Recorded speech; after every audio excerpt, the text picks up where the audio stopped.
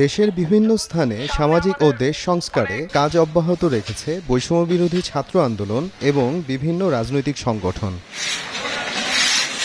শুক্রবার মেহেরপুর জেনারেল হাসপাতালে পরিষ্কার পরিচ্ছন্নতা অভিযান ও বৃক্ষরোপণ কর্মসূচি পালন করে জামায়াত। এ সময় উপস্থিত ছিলেন জেলা জামায়াতের আমির মাওলানা তাজউদ্দিন খান সহ দলটির নেতাকর্মীরা। এটা আমাদের সাংগঠনিক সিদ্ধান্তের আঙ্গিকে মেহেরপুর জেলার প্রত্যেকটা হসপিটাল, তারপর হচ্ছে যে প্রধান সড়কগুলো আমরা পরিষ্কারের সিদ্ধান্ত নিয়েছি। হাসপাতাল পুরা ভিতরে বাইরে মানে যা ছিল সমস্ত কিছু পরিষ্কার পরিচ্ছন্ন করতেছে। হাসপাতালটা অনেক আগে তৈরি হয়েছে, যে জনবল ছিল সেই জনবলে আছে, অথচ রুগী আগে যা ছিল তাছাড়া কমপক্ষে 50 গুণ বেড়েছে। জনসংখ্যা যেমন বেড়েছে, রুগীও বেড়েছে, যার কারণে আমরা চিকিৎসা নিতে এসে আমরা অসহ্য বোধ করি যে এখানে ময়লা ওখানে ময়লা। মানুষ যদি দেখে যে হসপিটালটা মানে অপরিচ্ছন্ন বা একটু দুর্গন্ধযুক্ত, তাহলে কিন্তু তাদের মনে একটা খারাপ প্রতিক্রিয়া পড়ে। তো আজকে এই যে বাংলাদেশ জামাত ইসলামীর নেতৃত্বে পুরো হসপিটাল জুড়ে একটা পরিচ্ছন্নতা অভিযান চলতেছে, এটাকে আমি সাধুবাদ জানাই। এতে রোগীরা যেমন বেনিফিটেড হবে, কারণ রোগীরা একটা স্বাস্থ্যকর পরিবেশ পাবে।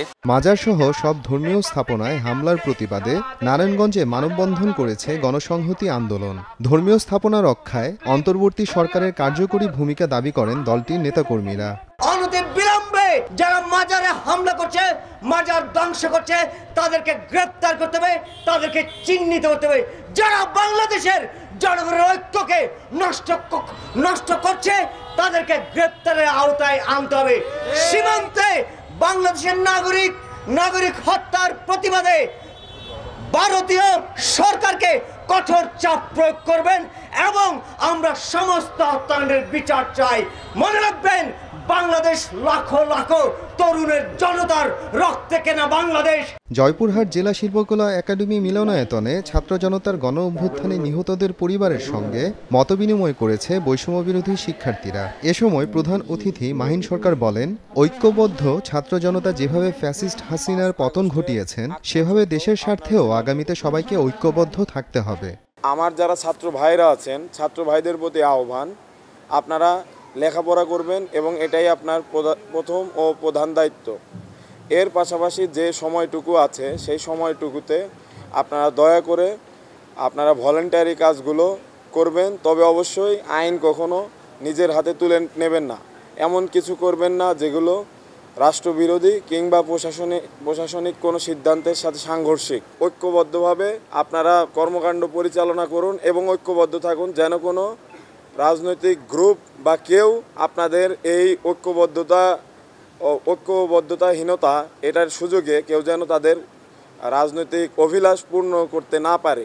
রংপুরের মিঠাপুকুরে শিক্ষার্থী ও উপজেলা প্রশাসনের মাদক বিরোধী অভিযানে হামলার ঘটনায় আটক করা হয়েছে এক মাদক ব্যবসায়ীকে। মাদকের অবস্থা ব্যাপক এলাকা, প্রতিটি বাড়িতে রন্ধে রক্তে মাদক। পায়রাবন্দ অত্যন্ত মাদক প্রবণ এলাকা। এক্ষেত্রে আমরা আমাদের বৈষম্য বিরোধী ছাত্র আন্দোলনের পক্ষ থেকে থানায় এবং আমাদের স্থানীয় ইউনো ওনার সকলের সহযোগিতা চাইছি। ওনারা সেই সহযোগিতার ফলে আজকে আমাদেরকে পাশে নিয়ে আমাদের মাদক বিরোধী একটা অভিযান চালানো হয়েছে। 6টি বাড়িতে অভিযান পরিচালনা করেছি।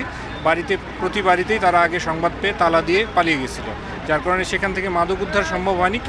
কিন্তু মাদক যে তারা বিক্রি করে কিংবা করে, এটার আলামতগুলো দেখা গেছে সেখানে। তো আমাদের এই অভিযান চলমান থাকবে। আমরা স্থানীয় জনসাধারণ, ছাত্র সবাইকে নিয়ে অভিযানগুলো পরিচালনা করেছি। অভিযান শেষে আমরা চলে যাওয়ার পূর্ব মুহূর্তে তারা দেশীয় অস্ত্রশস্ত্র সহ এই যারা অভিযানে সহায়তা করেছে স্থানীয় জনসাধারণ, তাদেরকে আক্রমণাত্মকভাবে আসে। এরই মধ্যে একজনকে আটক করা হয়েছে, তার বিরুদ্ধে আমরা আইনানুগ ব্যবস্থা নিব। খাগড়াছড়িতে 8 দফা দাবিতে মানববন্ধন ও বিক্ষোভ সমাবেশ করেছে বাংলাদেশ হিন্দু জাগরণ মঞ্চ। শহরের লক্ষ্মীনারায়ণ মন্দিরের সামনে থেকে বের হয়ে চেঙ্গি স্কয়ার ঘুরে মুক্ত মঞ্চে এসে শেষ হয় বিক্ষোভ মিছিল। পরে সেখানে বিক্ষোভ সমাবেশ করা হয়। সনাতন ধর্মাবলম্বীদের উপর নির্যাতন ও হামলার প্রতিবাদ এবং নিরাপত্তা জোরদারের দাবি জানানো হয়। মোহাম্মদ আফরানুল ইসলাম, সময় সংবাদ।